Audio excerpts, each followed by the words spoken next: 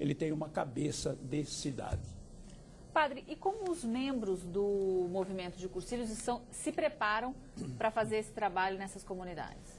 Nós estamos trabalhando em cima disso agora, querendo mostrar ao movimento que devemos sair de uma posição de discipulado, de estar somente aos pés de Jesus, para poder projetar de acordo com aquilo que a Aparecida nos pede. Isso nós fazemos absoluta questão de, como movimento de igreja, trabalhar com o documento de Aparecida, ainda que não sejamos muito ouvidos, mas nós estamos trabalhando no relançamento do movimento de Cursilhos no Brasil, à luz do documento de Aparecida. E nesse relançamento, aquilo que sobressai é justamente o apelo a esta missionariedade.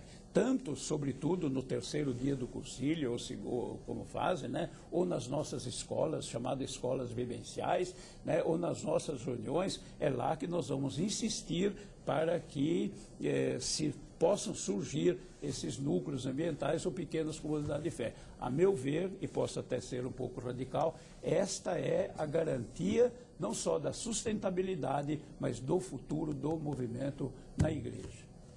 Você em casa também pode enviar a sua pergunta ao Padre Beraldo, através do Telefax, 0 código da operadora 17 3355 8432, ou também pelo e-mail tribunarp@redevida.com.br.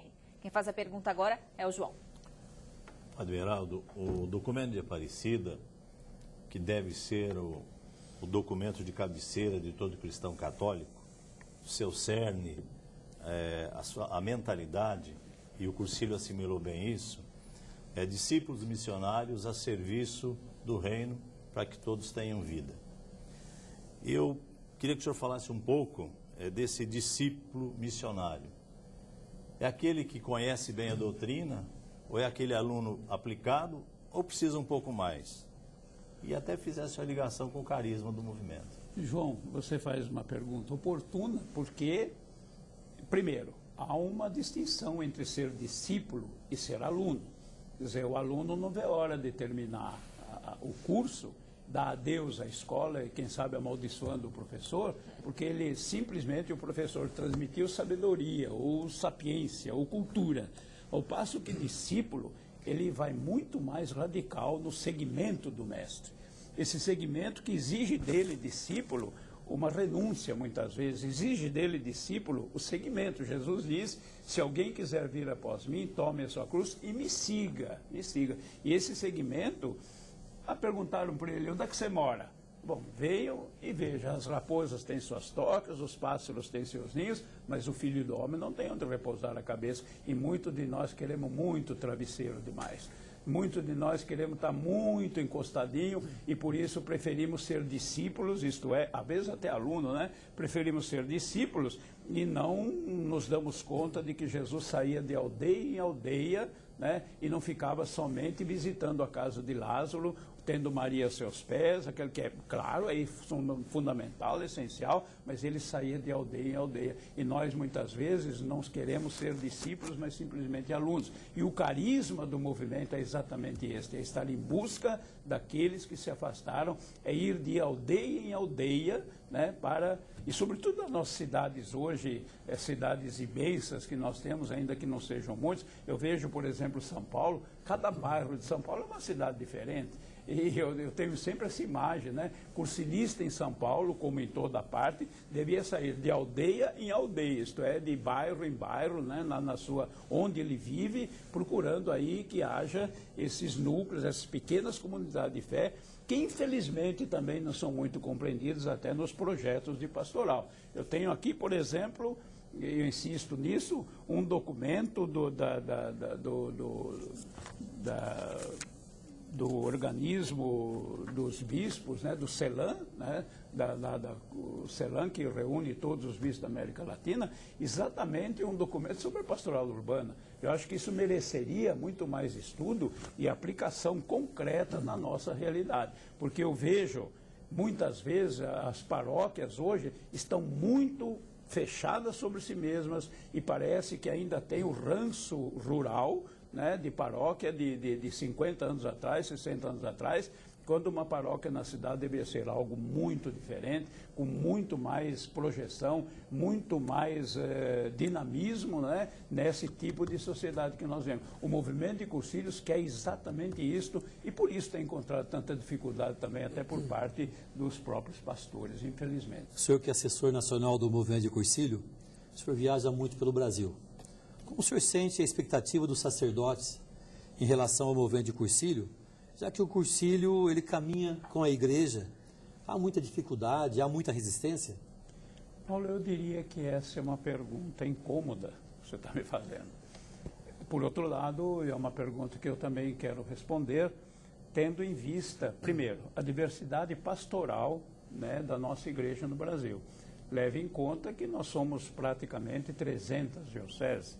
E cada diocese tem o seu bispo, que tem a sua mentalidade, a sua cabeça, e cada diocese tem os seus párocos, os seus sacerdotes, que nem sempre seguem a mesma linha, às vezes nem sequer a própria orientação do seu pastor, né? Porque hoje, sobretudo, quando se relativiza a verdade, e a gente critica muito isso, né? Que a verdade está sendo relativizada e cada um faz a sua, é o tipo da sociedade líquida que eu estava falando, né? E não da sociedade sólida.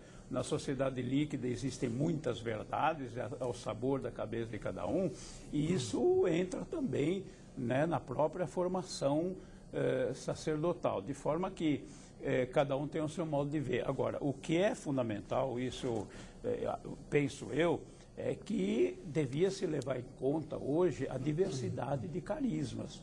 Nós não estamos mais numa igreja, digamos, tão fechada, tão dogmática, né? Mas nós estamos hoje, sobretudo, numa abertura muito grande aos carismas do Espírito que fala ao mundo de hoje. Como o Espírito falou no dia de Pentecostes, agiu sobre os apóstolos, ele age hoje sobre a igreja. O que me parece que falta, devido a tantas resistências, é a falta de conhecimento dos vários carismas que aí estão, inclusive esse do movimento de Cursilhos. Eu, como sacerdote, ou como pároco, poderia dizer, eu não apoio o movimento, mas, aliás, o leigo tem o direito, pelo próprio Código do Direito Canônico, tem o direito de se organizar em pequenas comunidades nos seus movimentos. Então, eu não posso ouvir de alguém, de um padre, por exemplo, que diga, eu não quero esse movimento na minha paróquia. Ora, o movimento, o Espírito Santo não depende de eu quero ou eu não quero.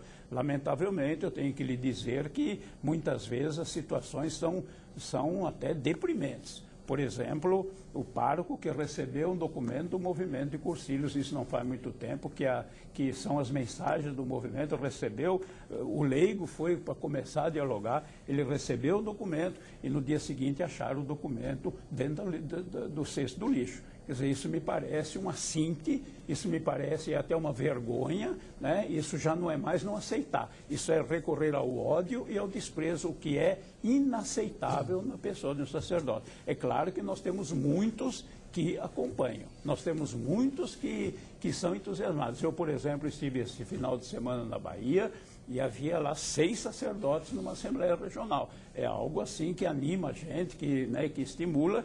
E agora, se uma pessoa, se um padre, um pastor não aceita, pelo menos deveria se interessar para saber do que se trata, para poder discernir. Pode ser que ele tenha ouvido cobras e lagartos do movimento há tantos anos atrás e que hoje conserva o azedume no seu coração. Ora, é hora da gente se abrir e da gente perceber que o Espírito Santo está falando hoje também. Então, essa é a perspectiva que eu vejo, né, no Brasil, com toda a diversidade pastoral, mas deveríamos ter, digamos, um pouco mais de abertura para acolher a voz do Espírito e não a gente se cingir ao mau testemunho de um ou de outro cursilista, que isso existe por toda parte, né, mas não fica